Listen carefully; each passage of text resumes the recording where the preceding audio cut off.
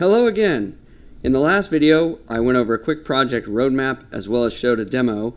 And in this video, we're going to create the project. We're going to actually create the level to play on, and we're going to set up our testing environment. So let's go ahead and get started. We'll first have to launch Unreal. You'll notice I'm using Unreal 4.11.2. I believe 4.12 will also be fine, and as well as mostly later revisions will also work. Earlier ones probably, but I haven't tried it. So I'd open in the other window. Let me slide that over.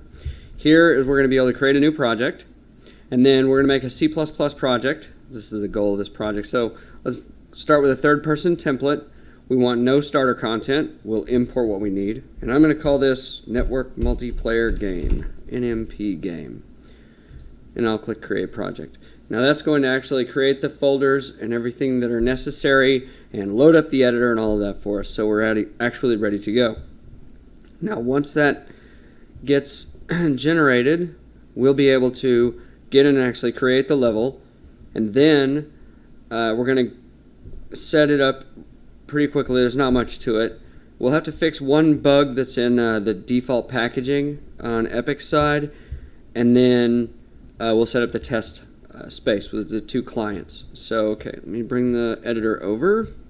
Here it is. This is our default setup with a third-person template. So as you can see, I have a camera, I can run around and all that good stuff.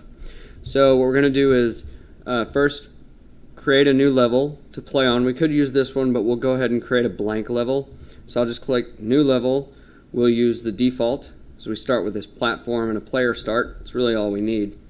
If we actually start, you'll notice that it's really small space, and we're going to need a lot more space to run around in. So I'll just go ahead and expand the size of this plane for us to use.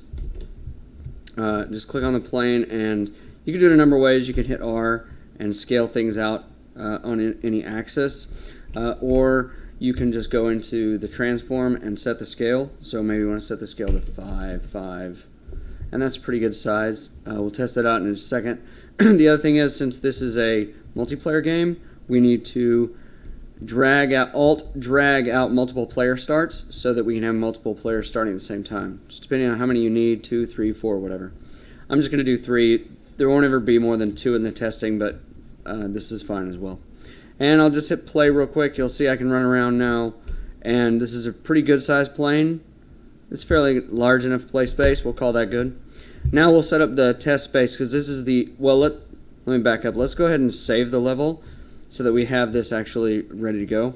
So we'll click save, and we need to call this level something. So we'll just call it battery collector level.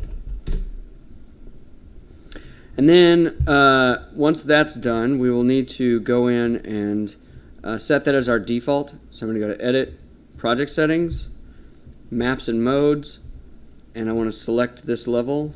So it always starts up in the editor, and whenever I click play in the game, I always start up with that one for now. I don't have to save that. It's writing out to an INI, so it's already done. Now, I mentioned that we need to fix this bug, and that's what we're going to do right quick.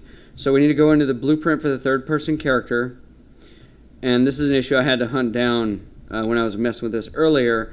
And what is actually happening is there is an auto-possess setting for auto-possess player.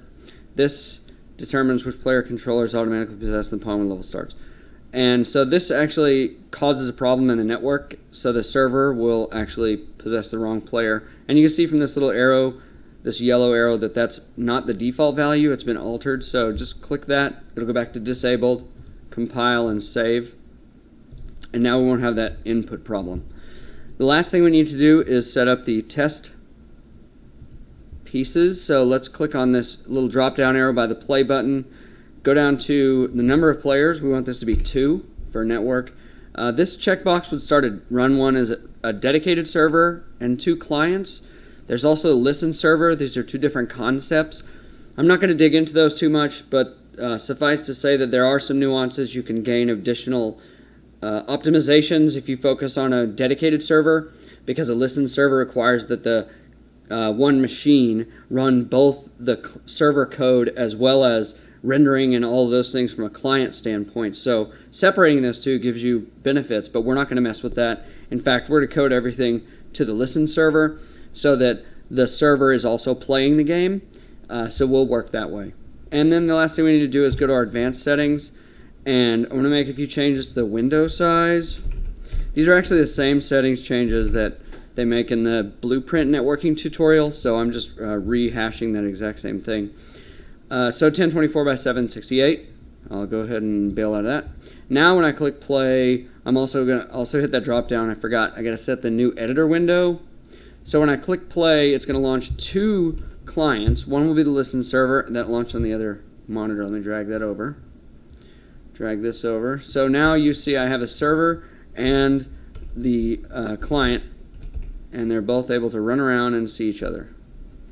Okay, so everything works just fine. It's networked, and the players are running around. So that base is already set up for us. So now we'll be able to add our gameplay code and our handling and all of our functionality on top of this working multiplayer game base.